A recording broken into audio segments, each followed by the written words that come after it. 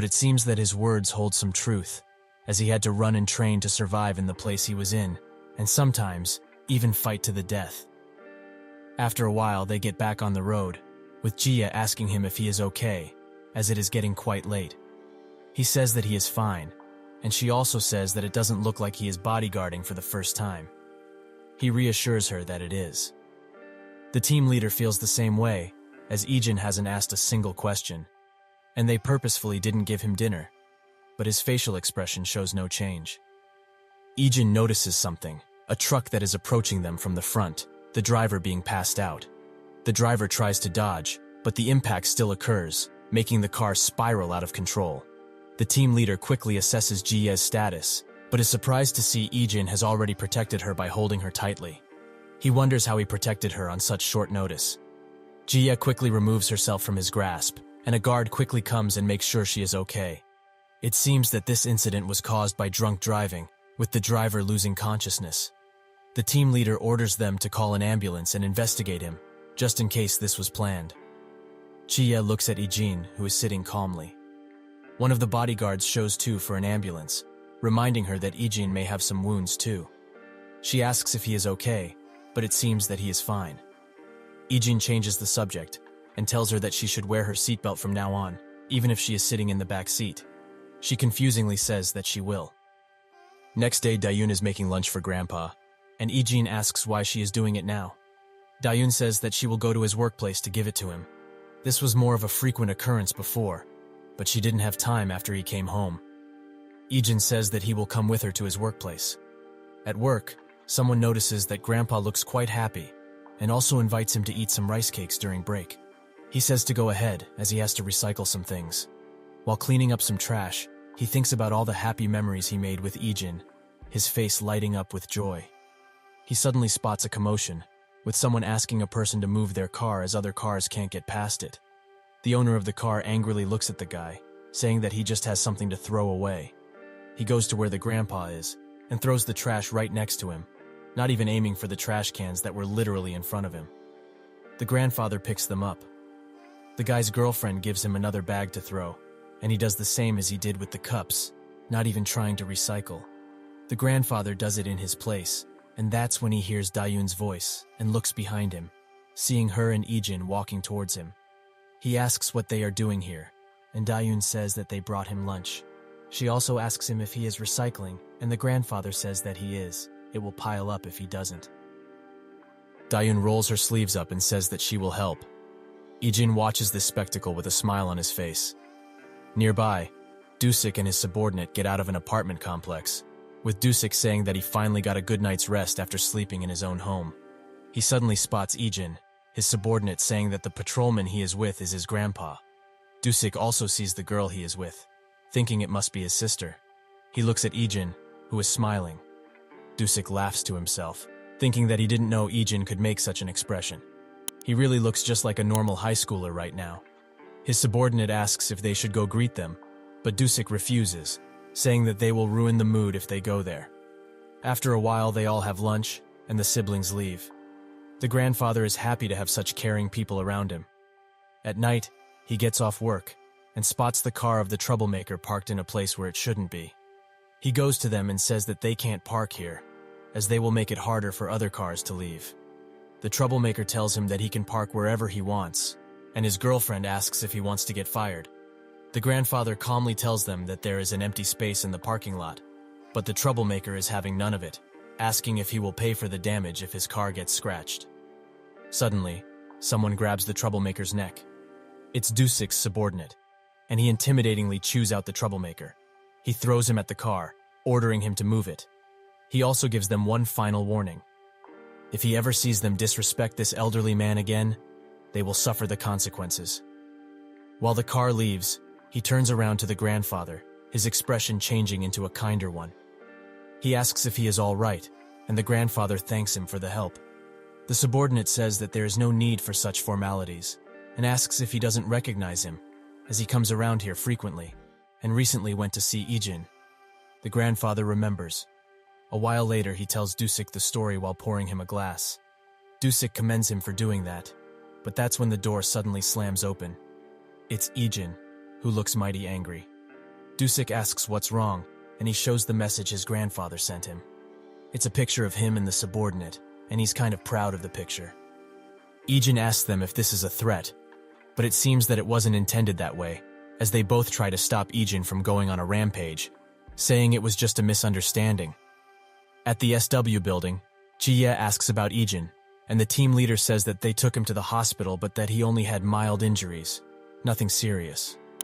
She remembers how he saved her, and says that they should still ask him how he is doing, as if they made a kid work and he got hurt, there would be a lot of fuss. While getting dressed, Sukju asks Ijin why he acted so calmly compared to the last practice. Ijin says that he didn't know the rules of this place back then, and there's nothing good about standing out. Ijin also asks him why he is here. He thought Sukju quit bodyguarding. Sukju explains himself, saying that he was never a bodyguard in the first place. Considering his family issues and the fact that he grew up with Yuna, he just happened to take this job, with people encouraging him to do it. But due to his mistake, Yuna got kidnapped. He says that right before coming to Korea, he stopped another attempt by chance, and thinks that he got complacent without even realizing it. Sukju also asks him where he got trained, and Ijin uses the same excuse. He learned it in the neighborhood he lived in. Apparently Yuna was waiting outside the changing room, and sheepishly asks if he won't do bodyguarding work today. She wants him to come with her as a bodyguard, saying it will be good experience. He doesn't have to change clothes either. Everyone there is surprised at her demands. They all go to the convenience store near his house, with Yuna saying that she always wanted to eat this kind of food when she was in America. Ijin looks at his onigiri and has flashbacks of what happened previously. She asks him if there's anything he wants to eat, but Ijin says that he shouldn't if he is bodyguarding. Sukju intervenes, saying that Team 3 is already watching over her, so they can act normal now. He also wonders if she chose this place on purpose, thinking that Ijin would have refused if she invited him to a high-class diner. Yuna asks Ijin if he okay, noting the car crash that occurred recently. She also hopes that Jie didn't give him any trouble, as she can be quite picky. Ijin says that she was fine, with Yuna noting that it's not like her to not nitpick everything. Sukju looks at Yuna, noting that he's never seen her like this before. Ijin thinks about his past, about what happened to her father. He urges Ijin to leave him, as he will soon die, even if he saves him. But he would still like to thank Ijin, as he is the only one who came to his rescue.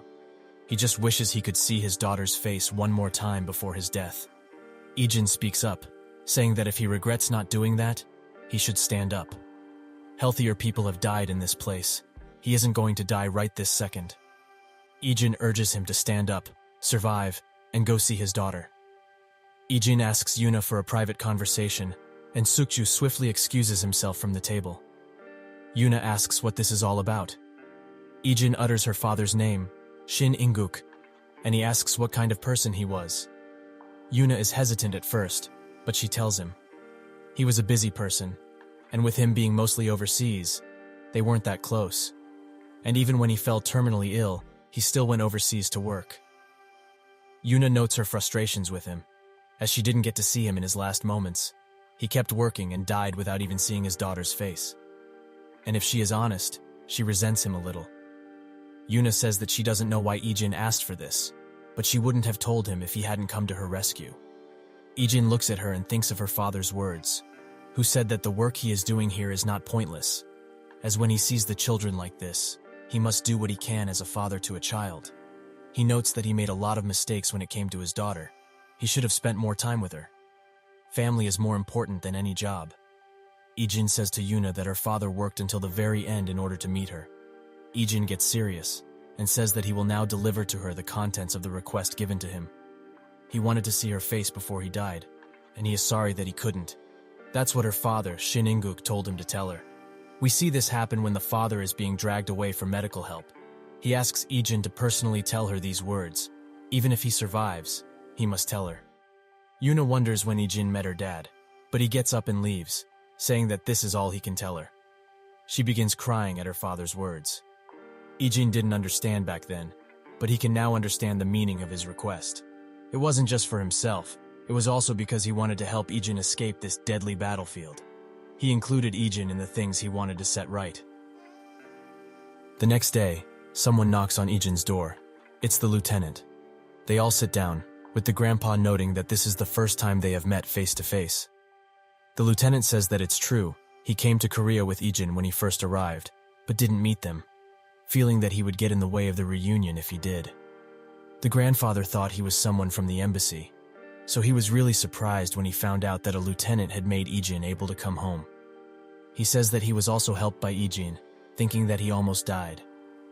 The grandfather bows his head down, giving his sincerest thanks to him.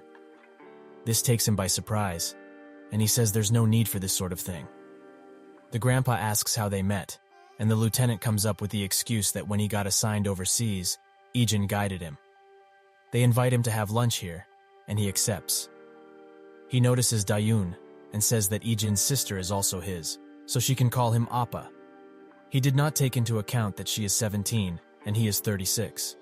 While having dinner, he eats fast, shedding a tear and saying that it's been a long time since he had a home-cooked meal.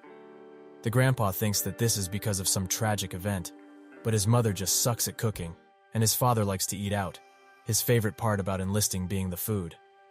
After that, Ijin and the lieutenant go to the convenience store to talk. He says that he is glad he is doing well, with the other guys asking him to say hello to Ijin for them. Ijin thinks about the memories he made with them and smiles. Ijin asks why the sudden visit, and the lieutenant says that he had some business here, so he had to visit Ijin too. He adds that his grandpa and sister seem like good people, with Ijin agreeing with this.